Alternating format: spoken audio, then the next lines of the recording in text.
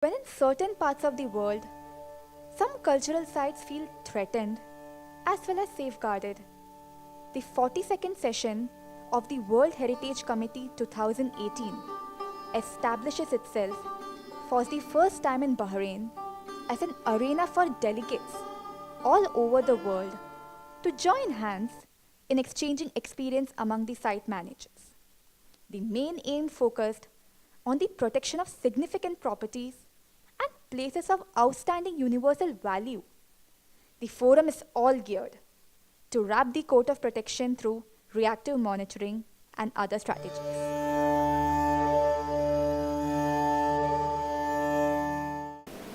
It is wonderful for the director of the World Heritage Center to be with the site managers because they care about the sites we cherish, those incredible places on the World Heritage list. We have now more than 1,000 sites around the globe, both natural and cultural sites on all continents.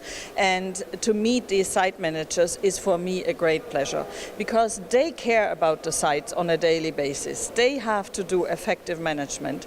And this site manager forum is also the opportunity for a network to share the experiences, to share what works, what doesn't work, to share some of the challenges and also the threats to World Heritage sites and how we can best tackle this.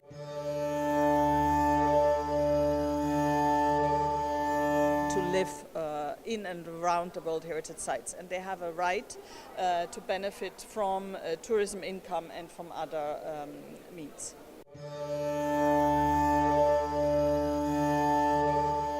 Point is to have an effective management plan. We have seen sites which were inscribed very quickly on the World Heritage list, no management plan adopted, and we had to intervene very fast. Then you have to have a site management team in place which needs to be supported by the local and the national authorities. You need to have wardens for natural sites, you need to have community consultations, especially for some of the cultural landscapes and cultural sites. So it depends also on the type of site what you need, but effective management is crucial.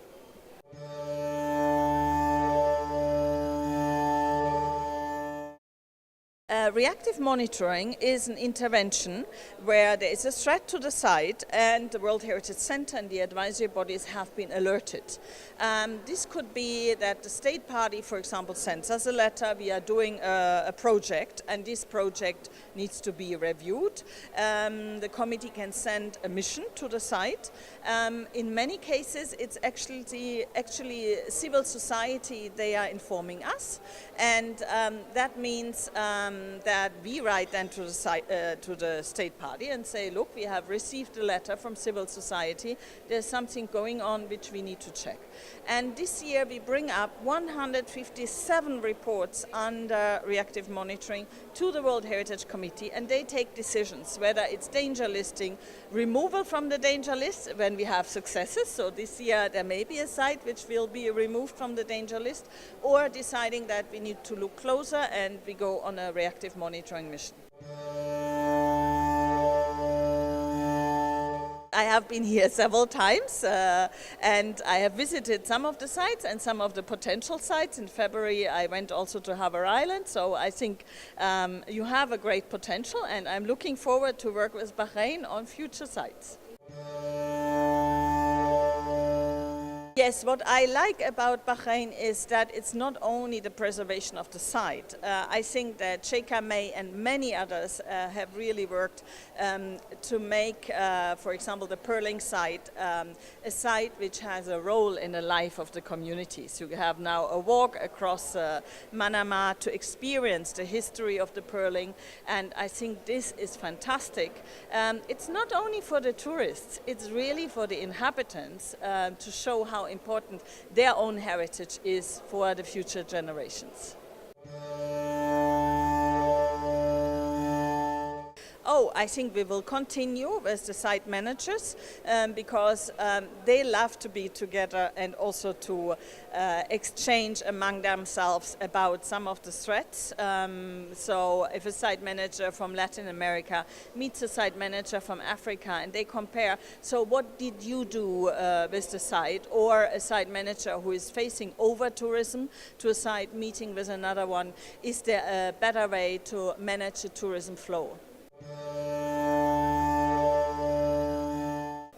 This year, the Site Managers Forum meets especially on heritage impact assessments, because there is huge urban pressure, there is development pressure all around the world. So some of the development projects could impact on a World Heritage Site. So it's very important that we intervene early enough so to prevent the threats to those sites. I think many developers are not informed that there are World Heritage Sites. So in some cases, actually, there have been flyers to share with the developers the boundaries of the World Heritage Sites.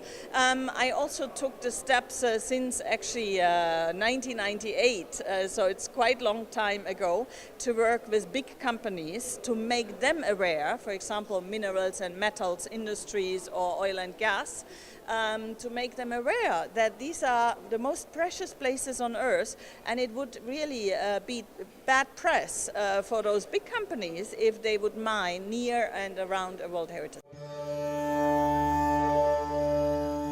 I don't think they try to eradicate or erase. I think what they try to do is to benefit from World Heritage. For example, if you have a huge tourism proposal next to World Heritage site, constructions of hotels, and so they try to benefit.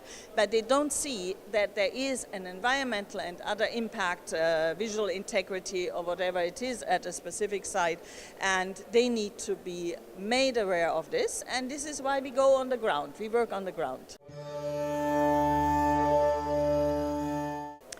I would like to see more involvement in World Heritage globally, and I think the citizens of Bahrain can be proud of their heritage. It's a fantastic heritage, but it needs to be preserved for generations to come. So we all need to be aware of it, and we all need to be involved.